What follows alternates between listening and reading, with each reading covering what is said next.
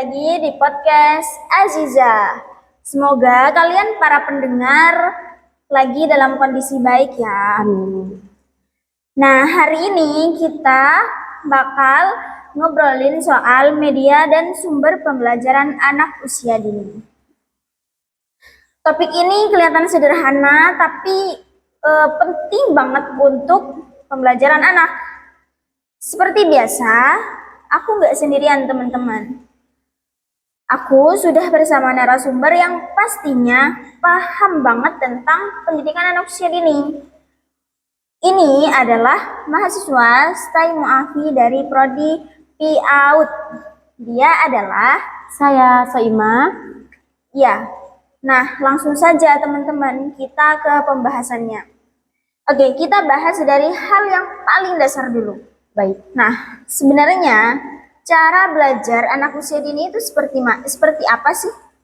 Sebenarnya ya teman-teman, pembelajaran lewat bermain itu jadi sumber belajar untuk anak usia dini. Oke. Mereka belajar dari pengalaman langsung, bukan dari penjelasan yang panjang lebar ya teman-teman. Oke. Kalau menurut Piase, anak usia dini itu berada di tahap pra-operasional, Oke. sehingga lebih cepat paham kalau belajarnya itu konkret atau melakukan itu secara langsung. Berarti wajar banget ya kalau misal anak usia dini itu belajar tapi tidak bisa diem, tidak bisa disuruh duduk lama. Betul. Justru kalau dipaksa duduk lama itu anak malah nggak nyerap apa-apa ya teman-teman. Nah, ini penting nih teman-teman buat orang tua, buat guru. Kadang kita sebagai orang dewasa, sebagai pendidik itu maunya anak belajar dengan tenang, diam, rapi. Padahal cara yang seperti itu nggak cocok banget untuk dunia anak-anak. Betul.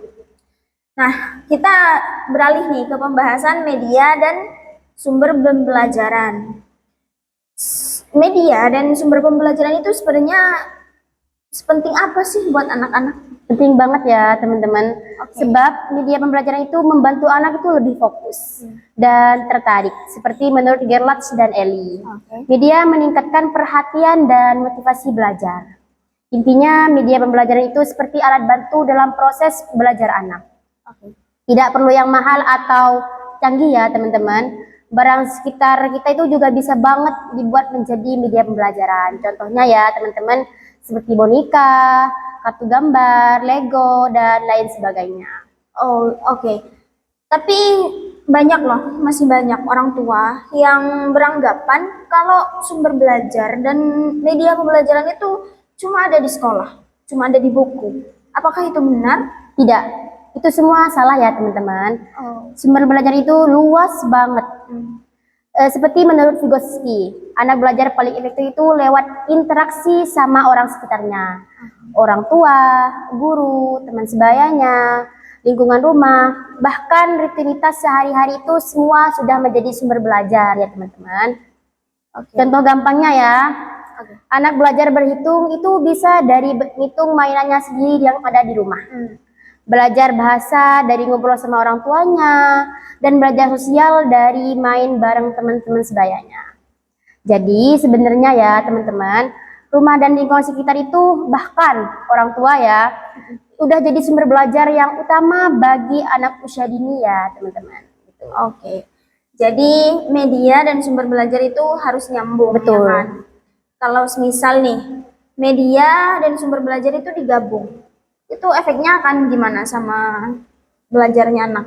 Baik, jadi efeknya itu jadi lebih kuat ya. Oke. Jadi anak itu nggak cuma lihat atau mendengar, tetapi juga ngalamin secara langsung.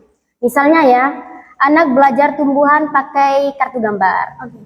Terus dikaitkan dengan pengalaman nyata, dengan memperlihatkan tumbuhan yang ada di sekitar rumah atau sekolah. Jadi penelitian PAUD itu menunjukkan pembelajaran yang kontekstual, lebih mudah dipahami dan diingat oleh anak tersebut. Iya, ya masuk akal banget teman-teman. Kita aja nih sebagai orang dewasa, sebagai Betul. anak kuliahan, kadang pembelajarannya itu lebih bisa dipahami, bisa dicerna kalau kita melakukan secara langsung. Betul banget. Daripada dengerin teori doang. Iya. Nah teman-teman, jadi dari obrolan kita pada podcast kali ini bisa disimpulin bahwa media dan sumber belajar anak usia dini itu nggak perlu ribet, nggak harus mahal, nggak harus canggih, tapi harus tepat dan bermakna. Betul banget teman-teman. Nah, sebagai penutup nih, saya minta coba berikan satu hal lagi yang bisa nih diterapkan pada media pembelajaran anak usia dini. Baik. Jadi intinya gini ya teman-teman. Intinya media dan pembelajaran anak usia dini itu harus sesuai dengan usianya. Terus aman dan bikin anak tersebut itu senang. Itu sudah jadi pembelajaran untuk anak usia dini yang baik. Oke, jadi seperti itu teman-teman. Buat kalian yang sudah mendengarkan sampai akhir, semoga obrolan ini bisa menjadi pengingat bahwa belajar anak itu dimulai dari hal-hal yang sederhana di Betul. sekitar kita. Dan makasih banyak nih buat narasumber yang sudah sharing ilmunya dengan cara yang ringan tapi ngena banget. Sama-sama. Nah, sampai jumpa di podcast selanjutnya bersama kami. Tetap semangat mendampingi anak-anak belajar dengan cara yang menyenangkan. Bye-bye.